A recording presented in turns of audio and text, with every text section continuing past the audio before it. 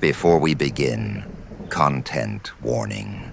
This video includes discussion of suicide and mental health in a non-graphic, non-sensational way. If that's difficult for you today, please take care of yourself first. Now, there's a forest near Mount Fuji that the internet thinks it already understands. A place people talk about like it's a legend. But the real story isn't a ghost story. It's a story about how a real landscape becomes a cultural symbol. What if the darkest thing here isn't the forest, but the story we've built around it? Aokigahara, also called the Sea of Trees. It sits on the northwestern flank of Mount Fuji in Yamanashi Prefecture. From above, it's almost beautiful in a quiet way. A dense green canopy that looks like a calm ocean. Inside, the feeling changes. The trees are close together. Light fades faster than you expect. And in places, the ground is porous volcanic rock, absorbing sound, deepening that sense of solitude. The unease people describe often isn't proof of anything supernatural. It's what silence does to the human mind. Here's the part many people skip. Aokigahara isn't just a forest. It's a forest born from fire. The ground beneath it is hardened lava from Mount Fuji's last major eruption in 864 CE. Over centuries, the life returned, slowly. Roots found cracks, moss spread across black stone, and the canopy thickened into what you see today. And there are lava-formed caves in the area, created when lava cooled into tunnels, leaving hollow tubes behind. Some are well-known tourist sites. So here's the contrast. People talk about this place like it's empty, but it's not empty. It's alive, just quieter than most forests. So if the forest is alive, how did it become known worldwide for tragedy? The reputation didn't appear overnight. It accumulated through folklore, rumor, and modern media repetition.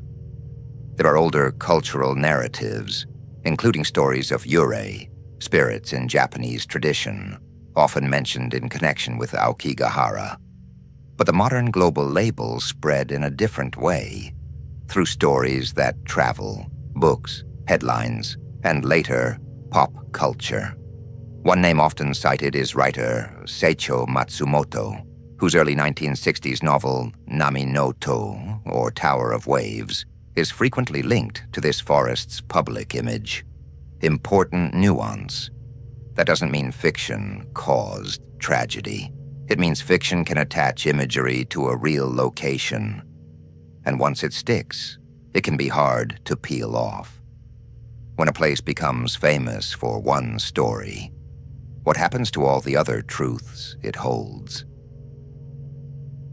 Here's what makes this story dangerous if handled badly. Symbols can become scripts. When a place is labeled, the label spreads faster than context, and repeated attention can create a feedback loop. The story draws curiosity. Curiosity reinforces the story.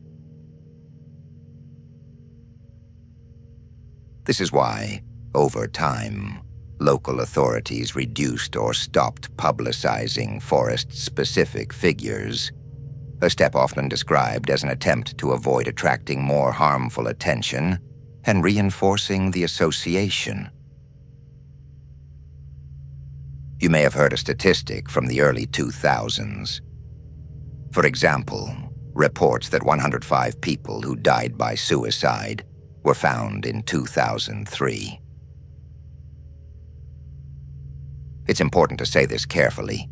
Those numbers became part of the myth machine, repeated endlessly, and that repetition is exactly what public health officials try to avoid. Sometimes the most responsible act isn't to amplify a number, but to reduce the spotlight. For outsiders, especially in the West, it can be tempting to treat Aokigahara as a dark curiosity, a foreign mystery.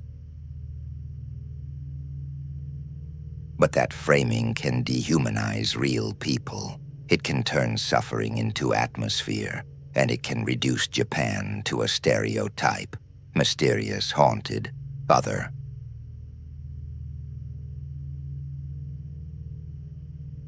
Here's the truth.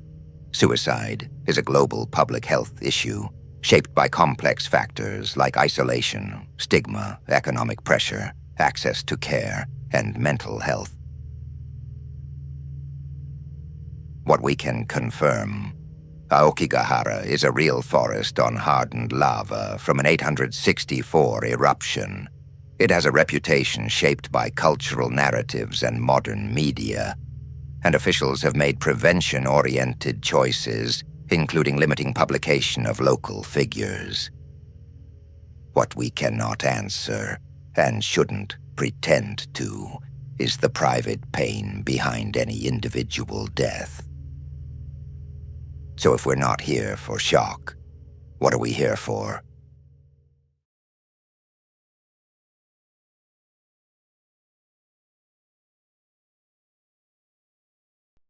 We're here for the lesson that doesn't trend as easily. Places don't just hold stories. Stories shape places. Aokigahara shows what happens when a location becomes a symbol. How nature can be overshadowed by narrative. How headlines can become identity. Prevention, at its core, is about interrupting isolation, adding time, adding support, adding a reason to stay, and replacing one locked story, there's no way out, with many living stories: treatment, connection, possibility. If the forest is a mirror, what does it reflect about us? About modern pressure, loneliness, and the stories we hand people in pain. And if you're listening and you feel that weight, please hear this clearly. You are not a headline. You are not a symbol. You are a person, and help is real. Aokigahara is not a monster story. It's a story about nature and narrative, and what narrative can do to the living. If you or someone you know is struggling, in the US, call or text 988, and worldwide, visit findahelpline.com. Take care of yourself, and take care of each other. If you want more respectful, documentary-style dark history, subscribe. And in the next video, we'll look at another place where myth grew louder than reality, and what it reveals about us.